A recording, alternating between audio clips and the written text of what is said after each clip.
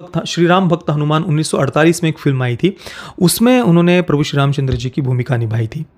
उसके अलावा भी आप देखिए हर हर महादेव 1950 में आई थी ये फिल्म, उसमें शिव जी की भूमिका निभाई थी। इसके बाद श्री गणेश जन्म, श्री विष्णु भगवान 1951 की फिल्म है। 1951 में एक राम जन्म नाम की भी फिल्म आई थी। 1951 में दशावतार नाम की भी फिल्म आई थी। 1952 में वीर अर्जुन नाम की फिल्म आई थी। शिव शक्ति नाम की फिल्म 1952 में आई थी। 1955 में वामन अवतार नाम की फिल्म आई थी, जिसमें भगवान विष्णु की भूमिका निभाई थी त्रिलोक कपूर ने। इसके अलावा 1955 में एक महादेव नाम की फिल्म आई थी। भक्तराज नाम की एक 1960 में फिल्म आई थी, जिसमें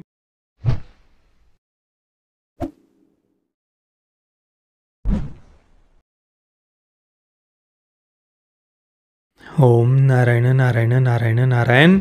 सब मित्रों को राम राम, सबका स्वागत है। दोस्तों कैसे आप सब। तो दोस्तों नीतीश तिवारी की रामायण जो बनने जा रही है, उसके सेट से फिर से कुछ फोटोज़ लीक हुए हैं।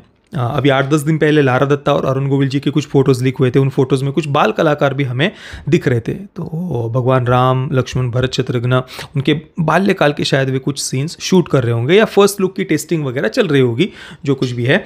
और अभी 2 दिन पहले और कुछ फोटोज़ लीक हुए हैं। इस बार रणबीर कपूर और साई पल्लवी, जो प्रभु श्री रामचंद्र जी और माता सीता की भूमिका फिल्म में निभाने जा रहे हैं, उनके कुछ फोटोज़ लीक हुए हैं। इन फोटोज़ के बारे में अभी थोड़ी देर पहले ही जब मैं लाइव आया था, तो वहाँ पर काफ़ी विस्तार से हमने चर्चा की। 2 घंटे तक ये लाइव डिस्कशन चला। बहुत सारे मित्रों के मैंने कमेंट्स पढ़े। कुछ मित्रों ने कहा कि ये जो कुछ भी चर्चा की, उस पर एक छोटा सा अलग से एक मैं वीडियो बना दूँ, ताकि जो कुछ भी बातें हुई है वो बातें और भी लोगों तक पहुँच सके, इस फिल्म के मेकर्स तक ये सारी बातें पहुँच सके।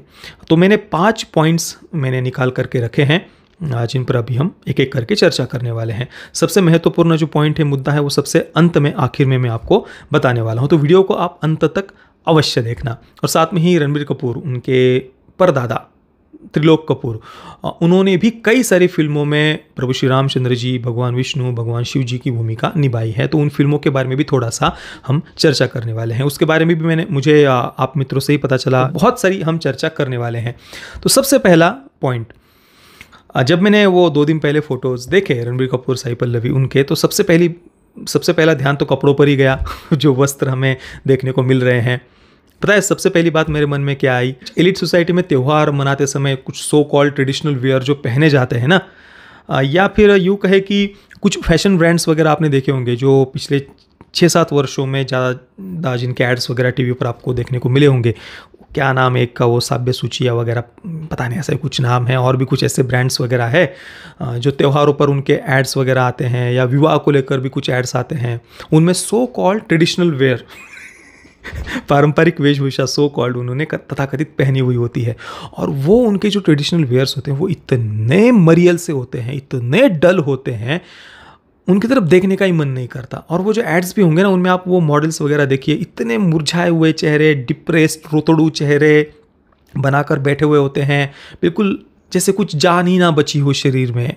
उन कपड़ों में भी बिल्कुल डल कपड़े, जिनका कलर उड़ गया है, और उनकी डिज़ाइन भी इतनी विचित्र, इतनी घटिया, पता नहीं अपने आप को फैशन ब्रांड कहते हैं और क्या बना करके रख देते हैं। आप देख लीजिए हमारी पारंपरिक वेशभूषा, इतनी सुंदर लगते हैं। हमारी कोई भी पारंपरिक वेशभूषा आप ले लीजिए, महाराष्ट्र में आएंगे आप, नौवारी साड़ी देख लीजिए, पैठनी देख लीजिए, उसमें एक स्त्री कितनी सुंदर लगती है।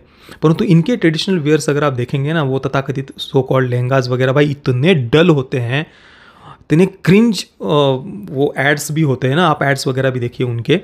तो ये जब मैंने 2 दिन पहले फ़ोटोज़ देखे, तो मुझे बिल्कुल उन एड्स की ही याद आ गई एकदम। आप वो कलर देख लीजिए, बिल्कुल ही मुरझाए हुए वो कपड़े वगैरह, पता नहीं विचित्र ऐसा ही फील हो रहा था। क्यों सबसे पहली बात तो देखिए ना कि बॉलीवुड का जो दृष्टिकोण है, पॉइंट ऑफ व्यू है ना, वो बिल्कुल वो एक एलिट सोसाइटी वाला है। वो ज़मीन से जुड़कर वो जो ट्रेडिशनल पॉइंट ऑफ व्यू होता है ना, पारंपरिक दृष्टिकोण हमारी सभ्यता संस्कृति की तरफ देखने का, वो नहीं है बॉलीवुड के पास में। भले वो एग्री करे नहीं करे, वो एक अलग बात है, पर ये सच है और इससे कोई भी डिसएग्री नहीं कर सकता। आप देख लीजिए हमारी सभ्यता संस्कृति का जो रिप्रेजेंटेशन है, वो तेलुगु फिल्म इंडस्ट्री में कैसे होता है। तेलुगु फिल्म इंडस्ट्री में भी कुछ वोक या कम्युनिस्ट विचारधारा की फिल्में बनती है, पर वो बिल्कुल ही नगण्य होती है। अधिकतर तेलुगु फिल्मों में आप देख लीजिए, वहाँ पर हमारी सभ्यता संस्कृति का चित्रण कैसे होता है, हमारे सनातन संस्कृति की जो सिंबल्स है उनको किस प्रकार से प्रेजेंट किया जाता है, आप देख लीजिए।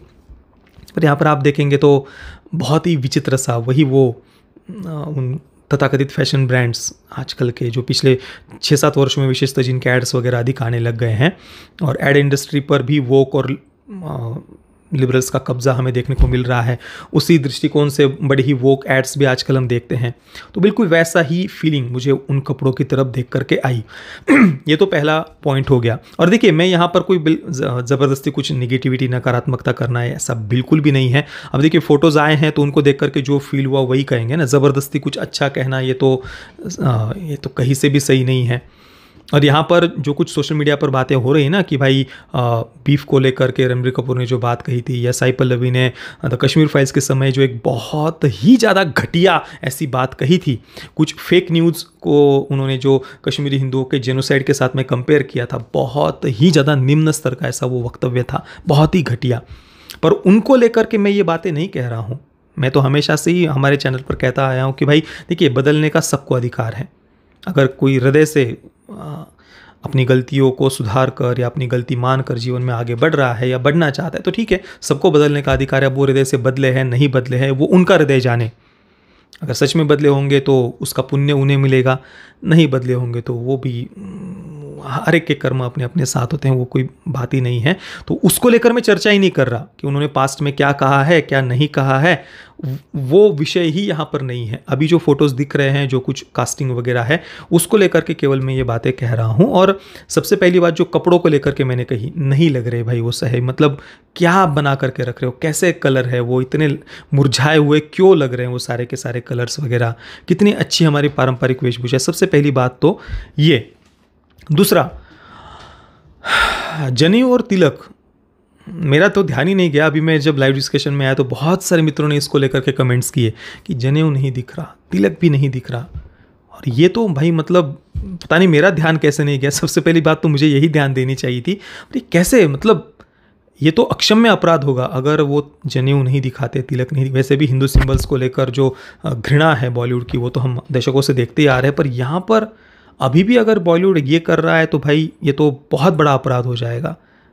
तिलक ना होना, जनेऊ या हमारे जो भी सिंबल्स है सनातन संस्कृति के, उनको प्राउडली प्रेजेंट करने में क्या प्रॉब्लम है पता नहीं। अभी एक और कमेंट में पढ़ रहा था, वो बोले ये प्रभु श्री रामचंद्र सीता माता तो नहीं परंतु जोधा अकबर जैसा कुछ लग रहा है।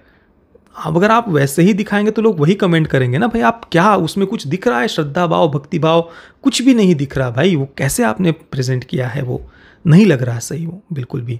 इसके बाद में तीसरा मुद्दा है, तीसरा पॉइंट है कास्टिंग का। देखिए, कोई कितना भी कह ले कि रणबीर कपूर बहुत बढ़िया एक्टर है, बिल्कुल है एक्टर, कोई मना नहीं कर रहा। उनकी काफ़ी सारी फिल्मों की मैंने प्रशंसा की हुई है, चाहे वो वेकअप सीड हो, rocket Singh salesman of the year हो, जगह जासूस भी मुझे पसंद आई थी। बर्फी के बारे में भी थोड़ी देर पहले हमने चर्चा की, उसका तो मैंने रिव्यू नहीं किया हुआ, पर तो वो भी एक अच्छी फिल्म है। काफ़ी सारी फिल्में अच्छी है। अब शमशेर जैसी हिंदू घृणा वाली फिल्म वो ख़राब है तो उसको ख़राब ही कहेंगे। ब्रह्मास्त्र भी एक बहुत बड़ा सरदर्द था, उसको उसके बारे में जो भी मेरी आलोचना थी वो मैंने कई बार बताई हुई है। तो जो ख़राब है उसको ख़राब कहेंगे, जो अच्छा है उसको अच्छा ही कहेंगे। परंतु यहाँ पर रामायण में रणबीर कपूर की कास्टिंग अभी तक नहीं लग रही है सही। सबसे पहली बात, आयु का तो मुद्दा है ही। दूसरी बात, वो जो श्रद्धा भाव जगना चाहिए ना, वो नहीं, वो फीलिंग नहीं आ रही, बिल्कुल भी नहीं लग रहा वो जो अरुण गोविल जी की तरफ देख करके होता है। या सबसे पहली बात तो मुझे तो लगता है कि नए कलाकारों को ही लेना चाहिए था। और दूसरी आयु की भी बात है, रणबीर कपूर की आयु बहुत ज़्यादा यहाँ लग रही है। और डी एजिंग के इफेक्ट से अगर आप उनको कम आयु में दिखाने वाले होंगे तो कितना डी एजिंग का आप यूज़ करेंगे। कोई 1-2 मिनट के सीन के लिए उस टेक्नोलॉजी का यूज़ करना वो एक अलग बात होती है, और 3 घंटे की फिल्म में यूज़ करना, और आप तो 3 पार्ट में बनाने वाले हैं तो सेकंड पार्ट में भी थर्ड पार्ट में भी डी एजिंग, 2-2 ढाई घंटे की भी फिल्में पकड़े या 3 घंटे की फिल्में, तो आप 9 घंटे तक डी एजिंग कैसे दिखाएंगे। मतलब कोई सेंस है इस बात का इतने लंबे समय तक, और वो डी एजिंग नहीं करेंगे तो कैसे आप उनको यंग दिखाएंगे। ये तो सबसे बड़ी बात है। और डी एजिंग आप देख लीजिए, अभी तक तो काफ़ी सारी फिल्मों में हमने देखा है। एक फिल्म जो एनिमल में रणबीर कपूर का पात्र जो उससे यंग दिखाया है, जब अपनी बहन की रक्षा के लिए वो स्कूल में गन लेकर के जाता है, उस सीन में देखिए रणबीर कपूर को डी एजिंग से कम आयु में दिखाया है, पर वहाँ पर भी पता चलता है कि भाई डी एजिंग का यूज़ किया है। रणबीर कपूर की एकदम ही हाइट कम लगती है, वहाँ पर चेहरा बड़ा लगता है, बड़े ही कम आयु में दिखाया, पर वो अजीब लग रहा था और पता चलता है कि भाई ये डी एजिंग है, पर वो भी सबसे बढ़िया तरीके से यूज़ किया गया था उस स्पेशल डी एजिंग के इफेक्ट को, वहाँ पर मैं कहूँगा बहुत बढ़िया तरीके से किया था। सबसे ख़राब उसका उदाहरण है MS धोनी फिल्म में भी डी एजिंग का यूज़ है, आप देख लेना, पर वो उतना बढ़िया तरीके से नहीं किया गया था। फिल्म के बारे में मैं नहीं कह रहा, डी एजिंग के केवल इफेक्ट को सही से वहाँ पर यूज़ नहीं किया था। तो यहाँ सनी पाजी को भी ले रहे हैं, वो हनुमान जी की भूमिका में कैसे कम आयु में दिखाएंगे, क्या चेहरे पर झुर्रियाँ वगैरह नहीं दिखनी चाहिए, और उस झुर्रियों को हटाने के लिए डी एजिंग का इफेक्ट तो कितना नेचुरल लगेगा, नहीं लगेगा। उसके अपेक्षा बड़े चेहरों को छोड़ करके नए चेहरे लेते तो ज़्यादा बेटर रहता। अगर सच में रामायण को न्याय देने की भावना है, नई जनरेशन तक या आने वाली कई जनरेशन्स तक ये फिल्म पहुँचे या वो हमारी सभ्यता से जुड़े, ये अगर उद्देश्य है तो आपको नए कलाकार लेने चाहिए। केवल बड़े बड़े नाम, बड़े बड़े चेहरे, बड़ा बड़ा बजट, बड़े प्रोडक्शन वैल्यू, इनके पीछे न भाग कर नए चेहरे लो, और जो पैसा है वो वहाँ खर्च करो, वहाँ VFX वगैरह पर खर्च करो, पैसे विजुअल्स पर खर्च करो। पर यहाँ पर तो कुछ नहीं जम रही भाई ये वो बातें। तो ये कास्टिंग की तीसरी बात हो गई। चौथी बात, रणबीर कपूर, उनके परदादा त्रिलोक कपूर, उन्होंने भी काफ़ी सारी फिल्मों में, मैं अभी लाइव आया था तो तभी मुझे ये बात पता चली, तो उनकी कुछ श्री राम भक्त हनुमान 1948 में एक फिल्म आई थी, उसमें उन्होंने प्रभु श्री रामचंद्र जी की भूमिका निभाई थी। उसके अलावा भी आप देखिए हर हर महादेव 1950 में आई थी ये फिल्म, उसमें शिव जी की भूमिका निभाई थी। इसके बाद श्री गणेश जन्म, श्री विष्णु भगवान 1951 की फिल्म है। 1951 में एक राम जन्म नाम की भी फिल्म आई थी। 1951 में दशावतार नाम की भी फिल्म आई थी। 1952 में वीर अर्जुन नाम की फिल्म आई थी। शिव शक्ति नाम की फिल्म 1952 में आई थी। 1955 में वामन अवतार नाम की फिल्म आई थी, जिसमें भगवान विष्णु की भूमिका निभाई थी त्रिलोक कपूर ने। इसके अलावा 1955 में एक महादेव नाम की फिल्म आई थी। भक्तराज नाम की एक 1960 में फिल्म आई थी, जिसमें प्रभु श्री रामचंद्र जी की भूमिका निभाई थी। 1962 में शिव पार्वती नाम की फिल्म आई थी। 1971 में ब्रह्मा विष्णु महेश नाम की फिल्म आई थी। इन दोनों फिल्मों में उन्होंने भगवान शिव जी की भूमिका निभाई थी। मतलब बहुत सारी ऐसी सांस्कृतिक और ऐतिहासिक फिल्में उन्होंने की हुई है, और ये 1960 के दशक से पहले की फिल्में हैं। और तब तक ही बॉलीवुड में कुछ ऐसी सांस्कृतिक ऐतिहासिक फिल्में बनती थी, और 1960-70 के बाद में विशेषतः तो पूरा हमारी फिल्म इंडस्ट्री, कला और साहित्य का क्षेत्र कम्युनिस्टों के हाथ में ही चला गया 70 के बाद में। तो उसके बाद में कहीं पर भी आपको ऐसी कोई सांस्कृतिक ऐतिहासिक फिल्में देखने को नहीं मिलेंगी। जो अभी थोड़ा सा 2019-20 के बाद में थोड़ा बॉलीवुड ट्राई कर रहा है, पर वो ट्राई नहीं कर रहा, पर वो मजाक उड़ा रहा है, ये ज़्यादा लग रहा है। इस फिल्म के बारे में मैं नहीं कह रहा, नितेश तिवारी के रामायण के बारे में, पर इससे पहले जितनी भी कुछ ऐसी तथाकथित राष्ट्रवादी या सांस्कृतिक फिल्में बॉलीवुड ने बनाने का प्रयास किया है पिछले 2-3 वर्षों में, उन्होंने मजाक ही बना करके केवल रखा है। अभी इसकी जो बात हम कर रहे हैं नितेश तिवारी के रामायण, हो सकता है कि उनके इंटेंशंस अच्छे हो, परंतु अभी तक जो फोटोज़ उन्होंने रिलीज़ किए हैं या जो कुछ भी हमें देखने को मिल रहा है, वो कम से कम नहीं ठीक लग रहा। ज़बरदस्ती का अच्छा बोलना ये तो कोई बात नहीं हुई ना, और फोटोज़ लीक किए हैं या करवाए गए हैं तो ऑब्वियसली जनता का रिएक्शन देखने के लिए ही ये सब हुआ है। तो मुझे तो कम से कम सही नहीं लगा, बाकी हर एक के अपने विचार है। तो त्रिलोक कपूर, उनके बारे में मुझे जस्ट ऐसा पता चला, इसलिए मैंने वो जानकारी आपको दी। इसके बाद में 5वां मुद्दा जो सबसे महत्वपूर्ण है, मैंने आपको जो शुरुआत में कहा, देखिए फ़ोटोज़ लीक हुए हैं या करवाए गए हैं, मुझे तो कम से कम लगता है कि ये करवाए गए हैं, क्योंकि ऐसे ही कोई रैंडमली आकर के फ़ोटो खींच करके पोस्ट कर दे और पूरी की पूरी मीडिया उसको कवर कर, मतलब ये उतना कोई लॉजिकल लगता नहीं है। और फ़ोटोज़ जो लीक करवाए गए हैं उसके पीछे का क्या उद्देश्य हो सकता है, तो मुझे ऐसा लगता है कि शुरुआत में शायद मेकर्स खुद ही चाहते होंगे कि जितनी भी इसके बारे में नकारात्मक चर्चा हो, नेगेटिविटी हो या नेगेटिव बातें हो, लोग कर ले कि भाई ख़राब लग रहा है, ये लुक अच्छा नहीं है वगैरह वगैरह। और उसके बाद में जब फर्स्ट लुक या अनाउंसमेंट वीडियो जब रिलीज़ होगा, जब भी होगा, तो वहाँ पर वो बिल्कुल सबको सरप्राइज़ कर दे। क्योंकि अभी देखिए यहाँ पर जो रणबीर कपूर हम देख रहे हैं, आयु ज़्यादा लग रही है, कपड़े भी ठीक नहीं लग रहे हैं। हो सकता है कि दूर से फ़ोटोज़ लिए गए हैं, ऐसे रैंडमली क्लिक किए गए हैं, तो वहाँ पर वो सैचुरेशन वगैरह कलर्स का उतना सही नहीं लग रहा होगा, इसलिए डल लग रहे होंगे कलर, जो भी है। अब बाद में फाइनल लुक देते समय एडिटिंग में या डी एजिंग का इफ़ेक्ट का यूज़ करके या कलर ग्रेडिंग वगैरह के माध्यम से हो सकता है कि थोड़ा सा मतलब उस समय वो लुक ज़्यादा बेटर लगे। तो शायद मेकर्स खुद ही चाहते होंगे कि लोग जितना भी नकारात्मक बातें बोलनी है वो अभी बोल ले और बाद में बिल्कुल सरप्राइज़ कर दे, ताकि एक ये नैरेटिव बनाने में आसानी होगी कि देखो लोग पहले कैसे गलत जज कर रहे थे, पर हम तो इतना बढ़िया प्रोडक्ट बना रहे हैं। तो ये भी मेकर्स की दृष्टि से ये एक पॉजिटिव बात होगी उन्हें आगे फिल्म को प्रमोट करने में। इस कारण से शायद इस प्रकार से बिल्कुल डल और ख़राब कहे या फिर बिल्कुल ही कोई भी जिनको ठीक नहीं लग रहा है यार ऐसा कुछ लोग कहे, इस प्रकार के शायद ये फ़ोटोज़ लीक करवाए जा रहे हैं जानबूझकर, ऐसा मुझे लगता है। क्योंकि आप देख लीजिए ना, पहली बार अरुण गोविल, लारा दत्ता, उनके फ़ोटोज़ लीक हुए थे। अगर मेकर्स नहीं चाहते कि फ़ोटोज़ लीक नहीं होने चाहिए तो उसी समय वो उस पर कुछ ना कुछ ये ध्यान रखते कि अगली बार फ़ोटोज़ लीक ना हो, पर दूसरी बार भी फ़ोटोज़ लीक हुए हैं। स्वाभाविक सी बात है मेकर्स शायद खुद ही चाहते होंगे या उनके द्वारा ही करवाया गया होगा या जो कुछ, ऐसा मुझे कम से कम लगता है भाई। और एक कॉमन सेंस की बात देखिए ना दोस्तों, आप मान लीजिए 5 लाख रुपए का भी अगर कोई बिजनेस शुरू करने जाते हैं, या आपकी कोई भी ब्रांड है बड़ा या कोई भी कंपनी है या कोई बिजनेस आप शुरू करने जा रहे हैं थोड़ी बहुत पूंजी लगा करके, आप क्या चाहेंगे कि भाई फर्स्ट इंप्रेशन अच्छा जाए मेरे ग्राहकों के ऊपर, मेरे दर्शकों के ऊपर, आप यही चाहेंगे ना। आप ये तो नहीं चाहेंगे कि पहली बार में ही लोगों का मन उड़ जाए या ख़राब हो जाए। यहाँ पर तो कि 5-10 लाख रुपए की बात नहीं है, 500 करोड़ बजट वे लगा रहे हैं, ऐसा हमें पढ़ने को मिल रहा है फिल्म के ऊपर।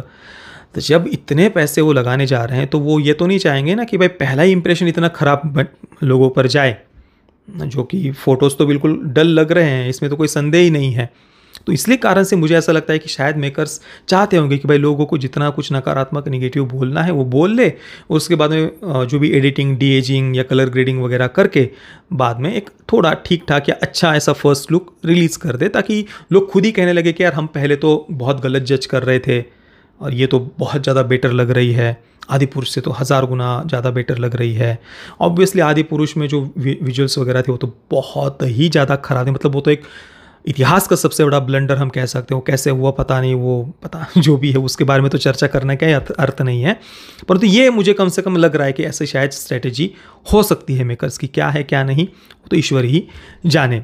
तो ये 5 बातें थी मुझे लगा कि जिन पर चर्चा होना आवश्यक था। तो इन 5 ही मुद्दों पर आपके विचार क्या है मुझे आप नीचे कमेंट में अवश्य बताना। वीडियो देखने के लिए आप सभी मित्रों का बहुत बहुत धन्यवाद। जय श्री राम, वंदे मातरम।